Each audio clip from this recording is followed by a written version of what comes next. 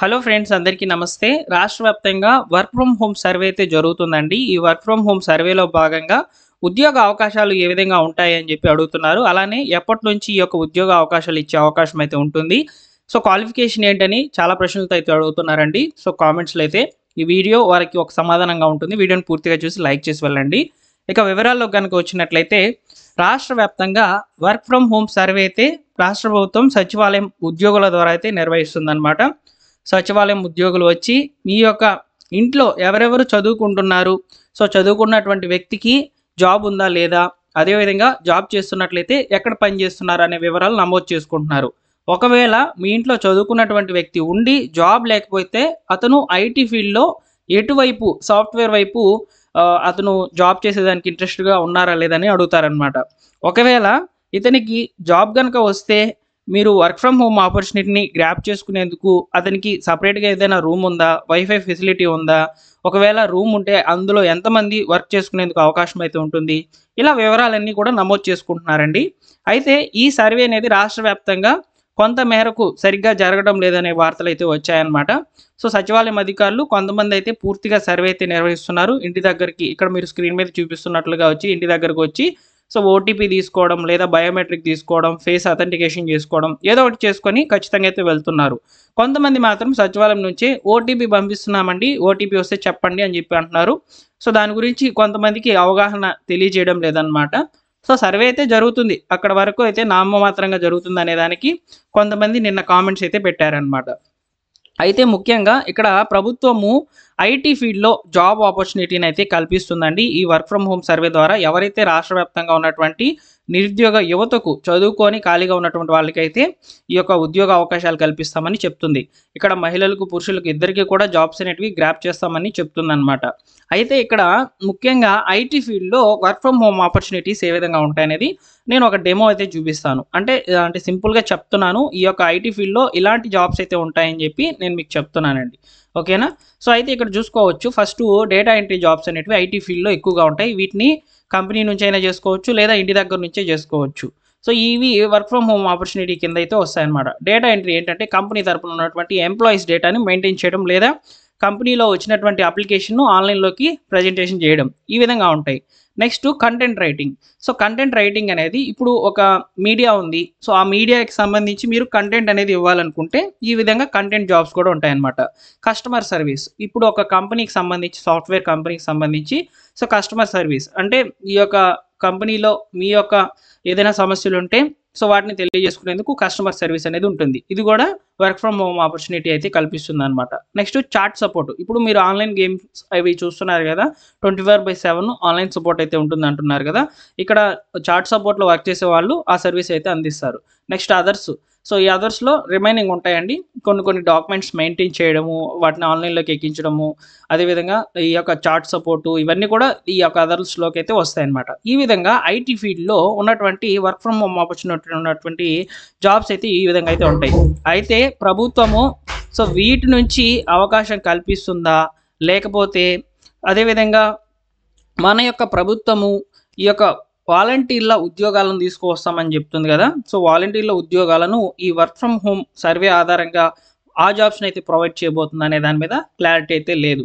అయితే మొత్తానికి నిరుద్యోగ యువతను గుర్తించడానికి ఈ యొక్క సర్వే ఉపయోగపడుతుంది. అదేవిధంగా వాళ్ళు ఉద్యోగ అవకాశం ఇస్తే యూటిలైజ్ చేసుకుంటారా లేదా అనే దాని కొరకైతే ఈ సర్వే జరుగుతుందని ఒక క్లారిటీ అయితే రావడం జరిగింది ప్రజలకి.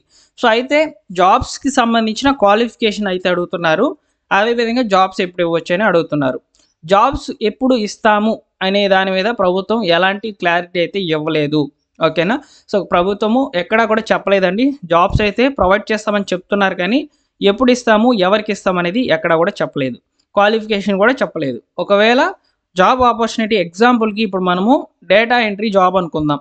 సో డేటా ఎంట్రీ జాబ్కి ఏం అవసరం అవుతుంది, కంప్యూటర్ నాలెడ్జ్ అవసరం అవుతుంది. ఖచ్చితంగా కంప్యూటర్ నాలెడ్జ్ అనేది తెలిసి ఉండాలి. ఈ క్వాలిఫికేషన్ పెడతారు.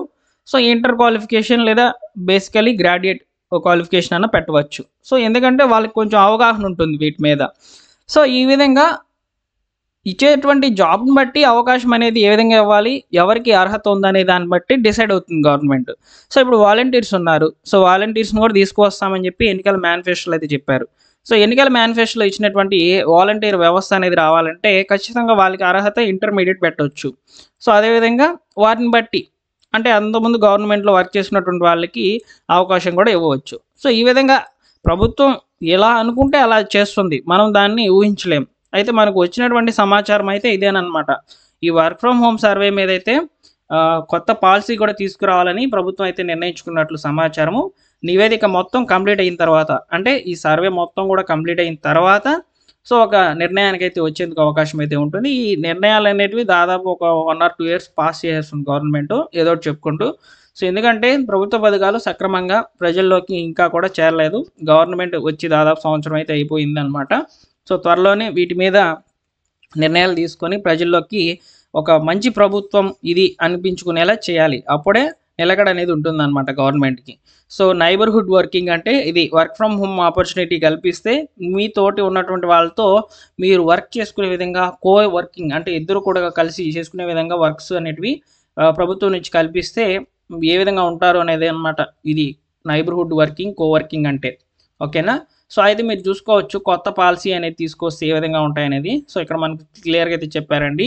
సో రాష్ట్రంలో వర్క్ ఫ్రమ్ హోమ్ ఆపర్చునిటీని ప్రోత్సహించాలని ప్రభుత్వం అయితే భావిస్తుంది. నైబర్హుడ్ వర్కింగ్ కోవర్కింగ్ విధానాలపై ప్రభుత్వం కసరత్తు అయితే చేస్తుంది అనమాట.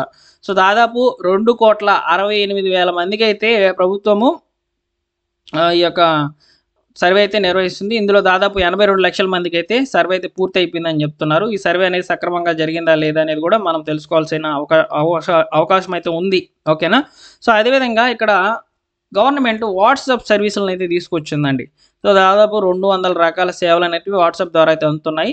ఇందులో కూడా వర్క్ ఫ్రమ్ హోమ్ ఆపర్చునిటీ కల్పించే అవకాశం అయితే ఉంటుంది. ఏ విధంగా ఇప్పుడు ఒక గ్రామానికి ఒక 10 మందిని సెలెక్ట్ చేశారనుకోండి ఈ వర్క్ ఫ్రమ్ హోమ్ ఆపర్చునిటీని ఇస్తామని.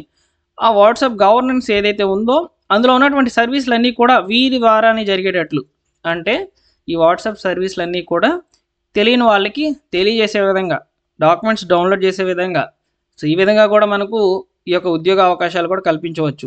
సో ఎగ్జాంపుల్కి ఇదే అనుకోవచ్చు మనం ఈ వాట్సాప్ సర్వీసెస్ ఏవైతే ఉన్నాయో వాటిని మెయింటైన్ చేసే విధంగా కొంతమందికి ఉద్యోగ అవకాశాలు కల్పించవచ్చు, కొంతమందికి వాలంటీర్ల ఉద్యోగాలు కల్పించవచ్చు. ఏది ఏమైనప్పటికీ ప్రభుత్వం ఇచ్చేటువంటి నిర్ణయాలు ఏ విధంగా ఉంటాయనేది వెంటనే తెలియజేస్తాను. సో ఈ విధంగా వర్క్ ఫ్రమ్ హోమ్ సర్వే అయితే జరుగుతుందండి. దానికి సంబంధించిన పూర్తి వివరాలు నేను మీకు తెలియజేశాను. ఉద్యోగ అవకాశాలు ఏ విధంగా ఉంటాయనేది కూడా తెలియచేయడం జరిగింది. వీడియో నచ్చితే తప్పకుండా లైక్ చేసి వెళ్ళండి. అలానే మన ఛానల్ని సబ్స్క్రైబ్ చేసుకున్నట్లయితే లేటెస్ట్గా గవర్నమెంట్ నుంచి వచ్చేటువంటి ప్రభుత్వ పథకాల అప్డేట్స్ మీరు వెంటనే కూడా తెలుసుకోవచ్చు. మీరు టెలిగ్రామ్ ఛానల్లో జాయిన్ అవ్వండి ఫ్రెండ్స్. ఇవన్నీ కూడా మీకు వెంటనే నేను మీకు టెలిగ్రామ్లో పోస్ట్ చేసేస్తాను. మీరు వెంటనే కూడా తెలుసుకోవచ్చు అనమాట. ఓకేనా. సో ఇదండి లేటెస్ట్ అప్డేటు. నచ్చితే లైక్ చేసి వెళ్ళండి.